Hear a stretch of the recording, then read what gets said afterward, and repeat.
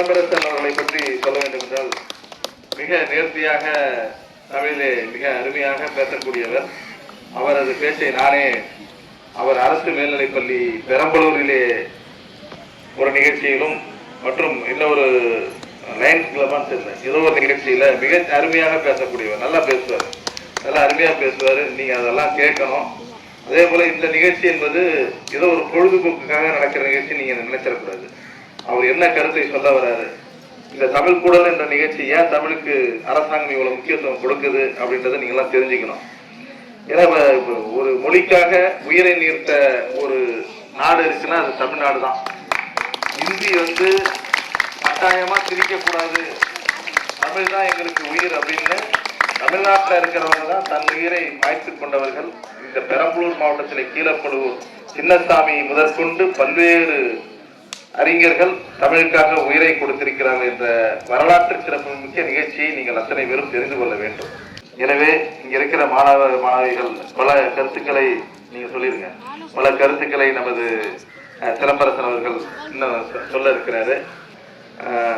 நீங்க +1 +2 முடிக்க போறீங்க. முடிச்சா அடுத்து நீங்க கல்லூரிக்கு செல்ல வேண்டும். நீங்கள் படிக்கின்ற படிப்பு அடுத்து கல்லூரி படிப்பை நோக்கி செல்லக்கூடிய படிப்பு. 10ஆம் வகுப்பு படிப்பவர்கள் 11ஆம் வகுப்பு செல்வதற்கு ஒரு அரசு பொதுத் தேர்வை எழுத இருக்கிறார்கள். அதே போல 11ஆம் வகுப்பு 12ஆம் வகுப்பை எழுதுகிறவர்கள் கல்லூரி படிப்புக்கு செல்ல இருக்கிறீர்கள். எனவே மிக முக்கியமான இடத்தில் 10ஆம் வகுப்பு மாணவர்களும் 12ஆம் வகுப்பு மாணவ மாணவிகளும் இருக்கிறீர்கள். எனவே எனது ஒரே ஒரு வேண்டுகோள், இந்த மாவட்டம் பெரம்பலூர் மாவட்டம் மிக பின்தங்கிய மாவட்டமாக இருந்தது. ஆனால் இதை உச்சபட்சமாக அதிக ஒரு நல்ல நிலைக்கு கொண்டு வந்த இந்த மாவட்டத்தை நல்ல நிலைக்கு கொண்டு வந்தார் என்றால் அது இந்த பகுதியிலே நமது மேலாள் அமைச்சர் ராசா அவர்கள்.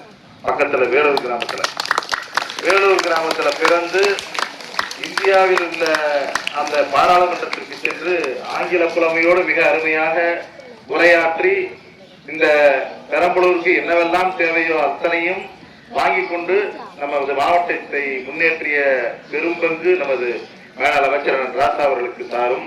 சட்டமன்ற உறுப்பினர் என்ற முறையில் என்னால் இயன்ற அளவு இந்த தொகுதிக்கு தேவையானவைகளை செய்திருக்கிற அந்த மன நிறைவோடு சிப்காட் என்ற தொழிற்சாலை இப்ப பெரம்பலூருக்கு வந்திருக்கு. நீங்க உங்களுக்கு தெரியும், எறையூர்ல கோத்தாரி பீனிக்ஸ் என்ற சிப்காட் தொழிற்சாலை ஒரே ஆண்டிலே அடிக்கல் நாட்டி ஒரே ஆண்டிலே உற்பத்தியை துவக்கிய ஒரே சிப்காட் பெரம்பலூர் கோத்தாரி பீனிக்ஸ் தொழிற்சாலை மட்டும்தான்.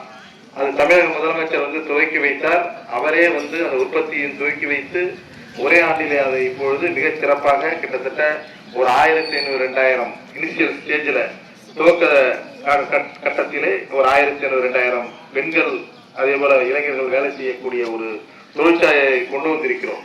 உங்களுடைய முன்னேற்றத்திற்காகத்தான் அந்த தொழிற்சாலை எல்லாம் வந்திருக்கிறது. படித்த இளைஞர்களுக்கு வேலை கிடைக்கவில்லை என்ற அந்த நிலைமையை போக்க வேண்டும் என்பதற்காகத்தான் இது போன்ற பல்வேறு திட்டங்களை பெரம்பலூருக்கு கொடுத்திருக்கிறோம். எனவே +2 படிக்கின்ற மாணவிகள் நல்ல முறையை படித்து நமது மாவட்டத்திலே முதல் மதிப்பெண்ணை பெறக்கூடிய பள்ளி சத்திரமனை அரசு மேல்நிலைப் பள்ளியாக இருக்க வேண்டும் என்ற அந்த எனது கோரிக்கையை தெரிவித்து மிக சிறப்பாக மாணவ மாணவிகள் மதிப்பெண்களை பெறுவதற்கு ஆசிரியர்கள் உறுதுணையாக இருப்பார்கள். என்றென்றும் ஆசிரியர்கள் உங்களுடைய வாழ்விலே உயர்வுக்காக பாடுபடக்கூடியவர்கள். ஏனென்றால் நான் ஒரு ஆசிரியரின் மகன். எங்களோட அம்மா ஒரு டீச்சர், எங்கள் அப்பா தலைமை ஆசிரியர். அந்த உணர்வோடு சொல்கிறேன், நாங்கள் படிக்கிறத விட மற்றவங்களை படிக்க வச்சு பார்க்கறதுல தான் எங்கள் அப்பா அம்மா இன்பமா இருந்தாங்க. அந்த அளவுக்கு ஆசிரியர்கள் தொழில் அவர்களுடைய மாணவர்கள் முன்னேற வேண்டும் என்பதற்காகத்தான் இருக்கும். எனவே ஆசிரியர்களை நீங்கள் எந்த தரக்குறையோடும் நீங்கள் நடத்தக்கூடாது. அவர்களுக்கு கட்டுப்பட்டு கீழ்ப்படிந்து மாணவர்கள் ஒழுக்கமாக அவர்கள் சொல்லித் தருவதை படித்து வாழ்க்கையிலே முன்னேற வேண்டும் என்று எனது ஆசையை உங்களிடம் தெரிவித்துக் கொண்டு அனைத்து மாணவர்களும் அதை பின்பற்றலாம். +1 மாணவர்கள் இல்லை, எல்லா மாணவர்களும் ஆசிரியர்கள் என்ன சொன்னாங்களோ அதை கேட்டு ஒழுக்கமா நீங்க எல்லாம் படிக்கணும். நம்ம பிள்ளைங்க நம்ம அப்பா அம்மா எதுக்கு அனுப்புறாங்க, படிக்கிறதுக்கு அனுப்புறாங்க. நம்ம படிக்கணும், வாழ்க்கையில முன்னேறணும்னா படிப்பு ஒண்ணுதான் நமக்கு நிச்சயமா இருக்கும். சரியா? எனவே அனைத்து மாணவர்களுக்கும் எனது மனமார்ந்த வாழ்த்துக்களை தெரிவித்துண்டு இந்த தமிழ் கூடல் நிகழ்ச்சியிலே நமது சிதம்பரசன் அவர்கள் உரையாற்றுவார்.